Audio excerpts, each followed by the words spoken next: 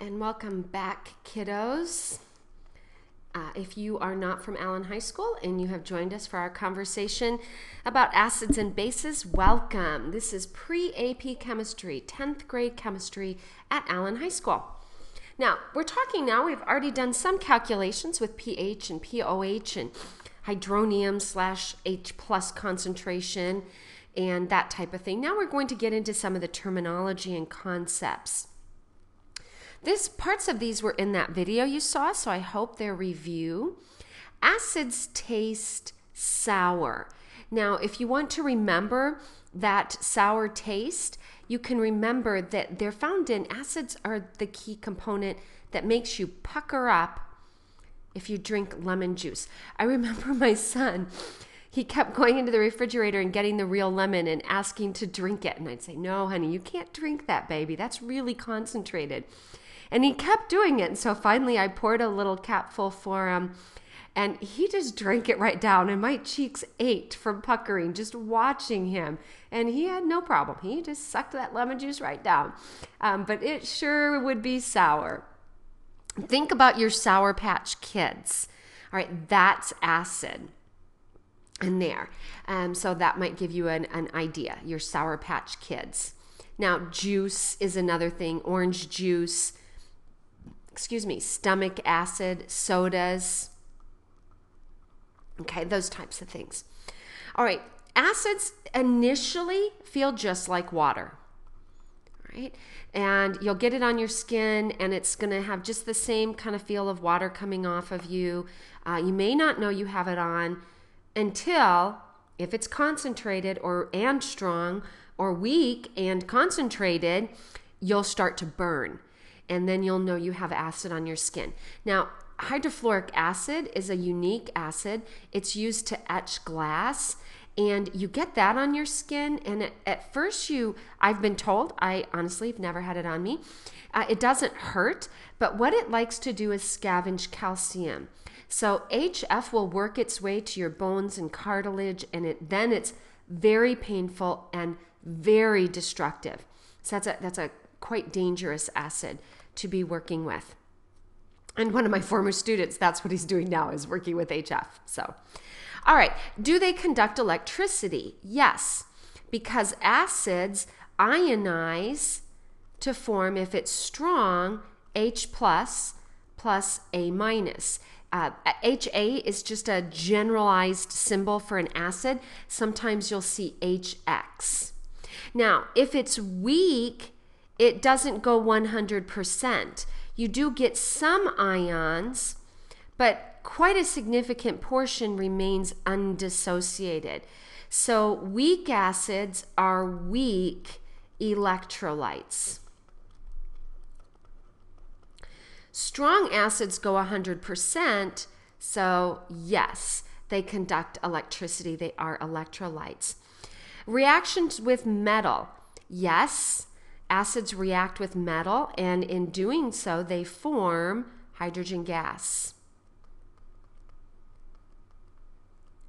Okay.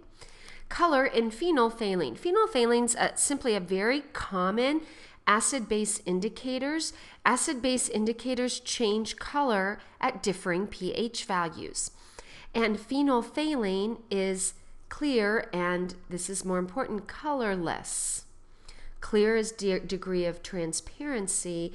You need to say that colorless, that without color. So that's a hint on your lab. You better use colorless and clear, not just clear.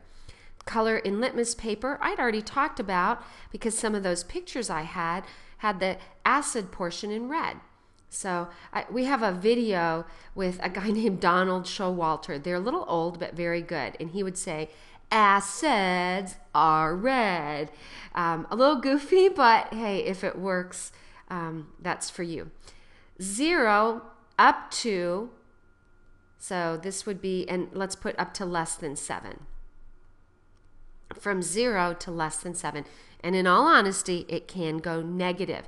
If you want to be proven that, take minus the log of 6 molar concentrated acid, and you'll get that indicator. But for the most part, it's going to be 0 to just less than 7. And our H plus, we've seen this many times, We have more H plus than we have OH minus. All right, let's see our bases. What are our bases like? Bases taste bitter. Okay, like baking soda. Go home, stick a finger in baking soda, and just take a little bit on your tongue, and you'll see why it tastes bitter. I wonder if like horseradish is bitter. What do they do at Passover? There's some things that they take that eat that's very, very bitter. Okay, and I wonder if that's because it has a base component in it. Primarily, it's found in soaps and cleaners. Oven cleaners and many of your soaps are basic. It feels very slippery, in large part because bases react with fats in your body. So if you take a base and you take fats, and you'll get to do this in IB or AP chemistry, it makes soap. Well, that's a OH minus, sorry. So as the OH minus is reacting with your fats, your skin, you start feeling slimy. So I always say if you're feeling more slimy than normal or more slippery than normal, you might realize you got a base on you and wash it off right away because it'll eat your skin away. I mean, literally, it's going to dissolve your skin away. So it might not burn like an acid at first, but it still can damage you. So you always want to wash that off, take care of that very, very quickly. Conduct electricity, you betcha. That's because we're going to get some sort of metal ion and we're going to get hydroxide. And even if it's weak, we're still going to get some sort of positive ion there, such as the ammonium ion, for example. Reaction with metals. Okay, the official pre-AP answer is no, but I don't like that answer, and I'll show you a few reactions. Let's just say it's less reactive with metals, but I'll show you some fun reactions. I've got aluminum to react with hydroxide, and I bet calcium reacts with hydroxide as well, but not quite as much, and it would have to be fairly concentrated. So the official pre-AP level answer is no, not so much. Okay? And when we do our labs, you'll see that it doesn't react very much at all, right?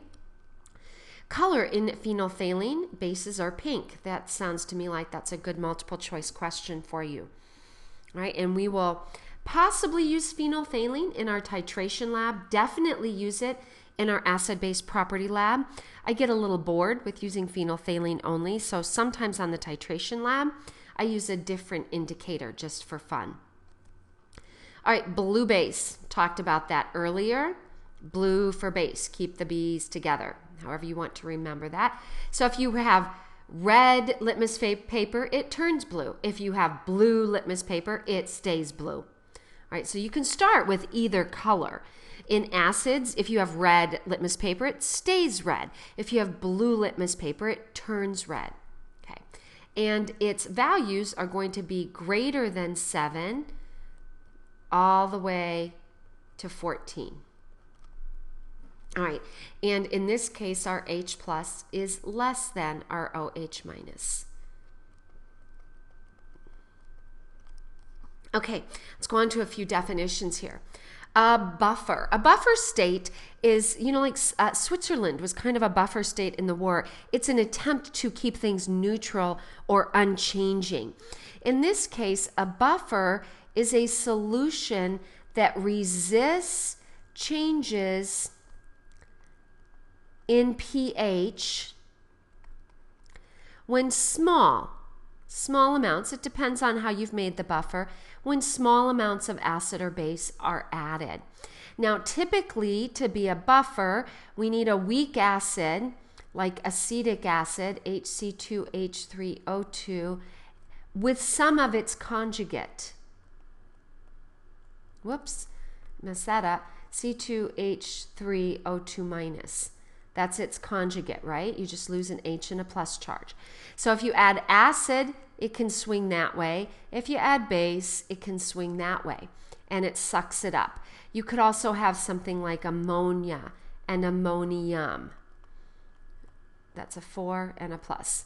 So if you add acid, it'll swing one way. If you add base, it'll swing the other. So you need that equilibrium to shift back and forth in order to have a buffer solution. So strong acids don't form buffer solutions. You have to have a weak acid or a weak base with its conjugate. Many parts of our body are buffered. If you ever go into biochemical research, pharmaceutical research, things like that, you'll often have to control the pH, because pH often will impact reactions, and you may want it to be a control variable. And if you want it to be a control variable, then we have to buffer the solution to keep it consistent. All right, so that's what a buffer is. Definition, you need to know it.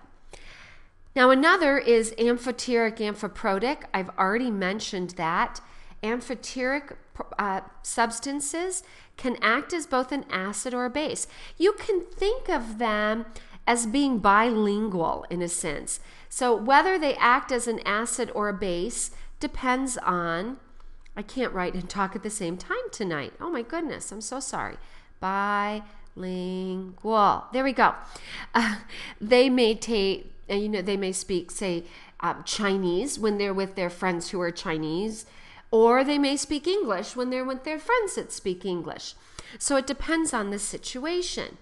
Now, if we look at water in this case, water in this reaction gained an H and a plus.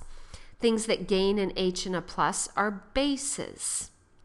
In this situation, water lost an H and that plus charge. Substances that lose an acid, an H and a plus, are considered acids. Okay, so let's take a look at this next one.